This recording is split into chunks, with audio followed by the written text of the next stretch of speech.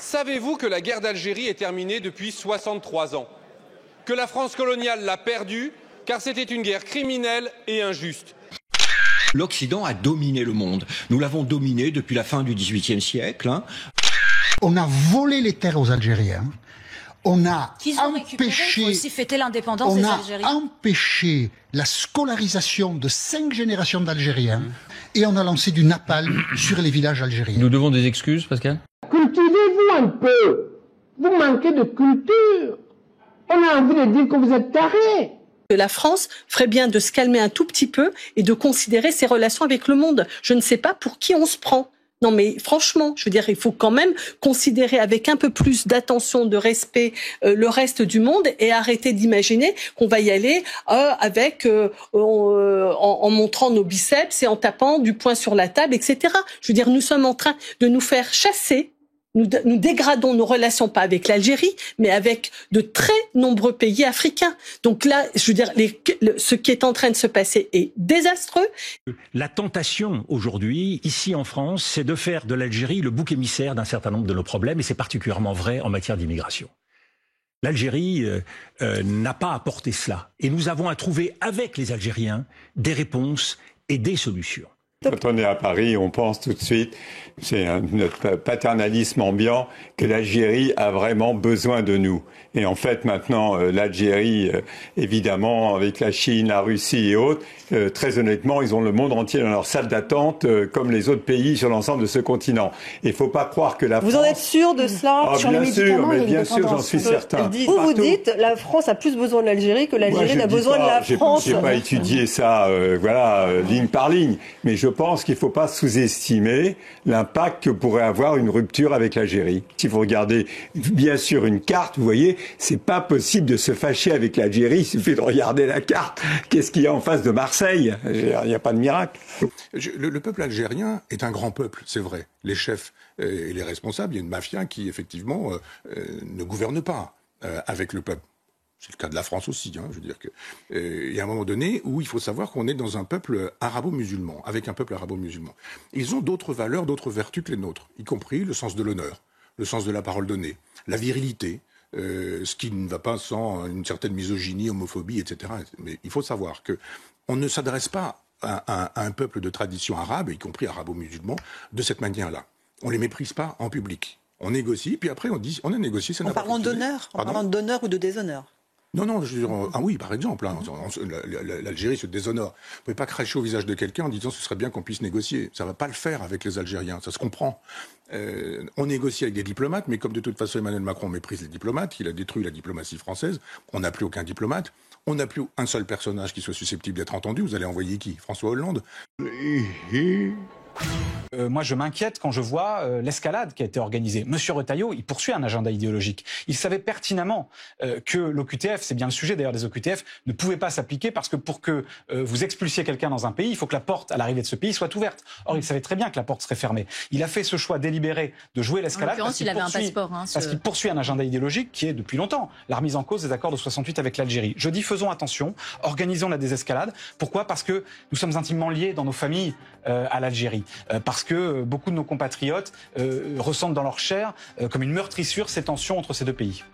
Je pense que Bruno Retailleau connaît bien la question des OQTF. Donc là, je ne sais pas à quoi il a joué, parce qu'en fait, la question des OQTF est une question compliquée. On n'expédie pas les gens dans un pays sans avoir un accord sur le pays vers lequel la personne est expédiée. Sachant qu'en plus, il devait être entendu par la justice et ça n'a pas été fait. Le 14 février doit être entendu par la justice et le préfet de Montpellier, de l'Hérault, a décidé de l'expulser. Donc ce que je veux dire, c'est que là, je pense que la provocation, excusez-moi, parce que tout à l'heure dans la présentation, il a été dit que c'était l'Algérie qui faisait une provocation. Moi, je pense qu'il y a eu une provocation du préfet et Bruno Retailleau est très bien placé pour savoir qu'on n'expédie pas les gens. Justement, c'est toute la difficulté des OQTF, c'est qu'en fait, si on en réalise aussi peu, c'est que pour expédier quelqu'un, il faut qu'à l'arrivée, les portes soient ouvertes. Elles ne l'étaient pas, il n'avait pas à le faire. Ça, c'est la première chose. La deuxième chose que je veux dire, c'est que les relations avec l'Algérie, c'est une chose très importante. Il y a près d'un quart des Français qui ont des relations avec l'Algérie. C'est-à-dire qui ont été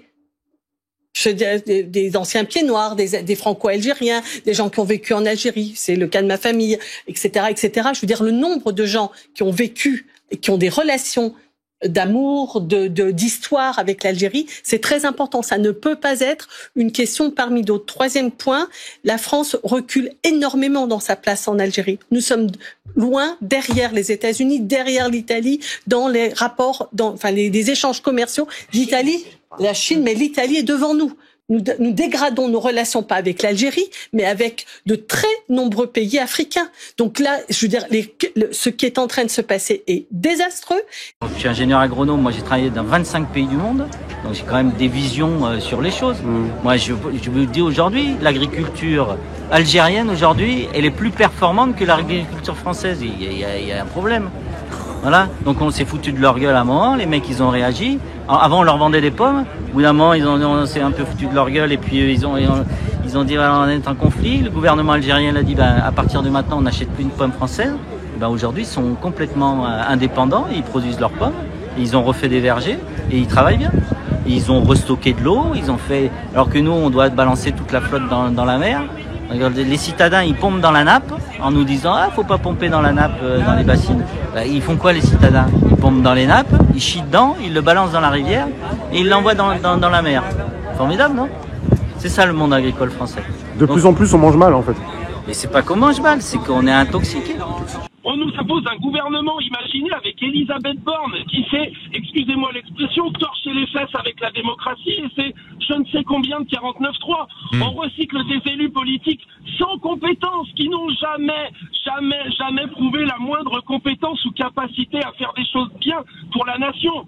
Leur travail à ces gens-là, c'est menteurs professionnels, on va pas se mentir de toute façon, c'est que les gens en ont marre de ce système politique et tous les acteurs qui nous ont été proposés dans ce gouvernement, en fait, sont l'incarnation de l'incompétence, de la magouille, de ces jeux d'agenda personnel. On recycle des choses qui n'ont pas fonctionné, vous voyez. Emmanuel Macron, s'il veut rester un président dans l'inconscient collectif plus ou moins qui aura marqué les esprits doit partir de lui-même. S'il veut laisser quelque chose d'à peu près clean, il doit partir de lui-même et on retiendra ça. J'ai l'impression de vivre une caméra cachée. On peut encore dire que c'est la faute des Arabes.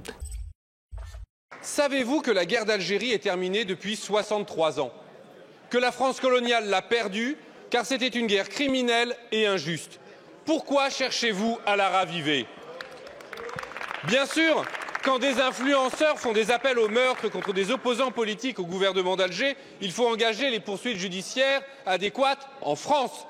Mais vous en faites le prétexte à une surenchère insupportable et irresponsable. Vous multipliez les menaces et les provocations contre Alger, comme sur le Sahara occidental, en contradiction avec le droit international. Vous stigmatisez des millions d'Algériens, de binationaux, de Français d'origine algérienne. Le vocabulaire arrogant et guerrier que vous employez n'a rien à faire dans les relations internationales. Les pires fantasmes de l'extrême droite que vous alimentez n'ont rien à faire dans le débat public. Vous osez affirmer que l'accord franco-algérien de 68 accorderait un privilège à l'immigration algérienne, c'est un pur mensonge. Vous osez parler de rente mémorielle à propos de l'Algérie, comme si c'était un cadeau d'avoir subi 132 ans de colonisation et de souffrance. Les belles heures de la colonisation, comme ose le dire votre ministre de l'Intérieur, c'est révoltant. En réalité, c'est l'algérophobie qui est votre rente politique.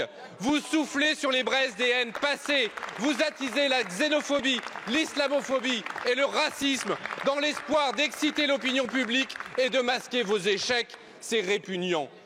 Et qui en paye le prix? La France, que vous discréditez, isolez et abaissez. Les peuples français et algériens que vous fracturez et opposez. La paix civile que vous menacez. Alors quand allez-vous cesser cette folle escalade? Quand allez-vous en finir avec les postures néocoloniales? Quand allez-vous construire enfin avec l'Algérie une relation diplomatique apaisée, fondée sur le respect mutuel et l'amitié entre les peuples frères? Merci, monsieur le député.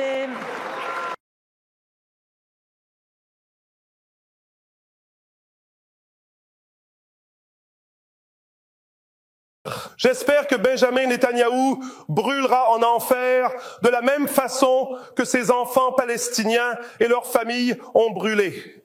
J'espère que lui, ses généraux et le gouvernement d'extrême droite en Israël, quand leur Dieu les amènera enfin à la place qu'ils méritent, ils brûleront en enfer.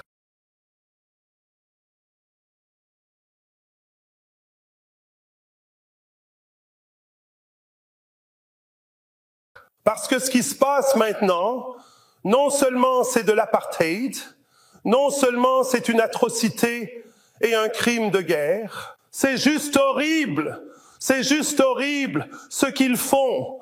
Où est leur âme? Où est l'âme du peuple israélien qui permet à leur gouvernement de faire ça aux enfants?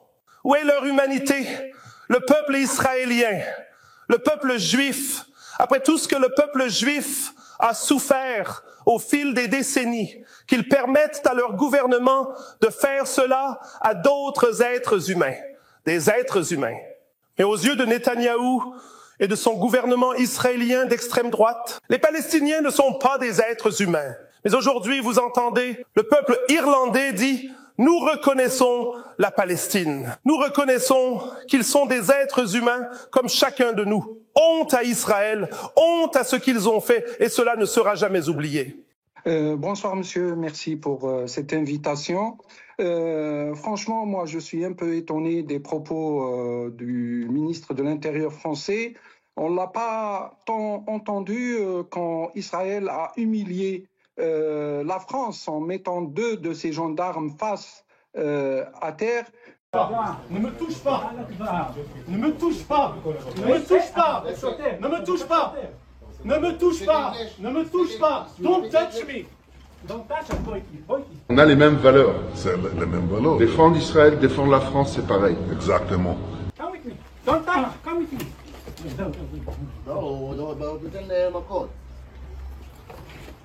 My glasses are down.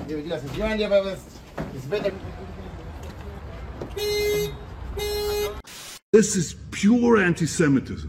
Que vous écoutiez BFM, que vous écoutiez France Info, chaîne publique, chaîne privée, c'est de la merde. Non, c'est Cloug.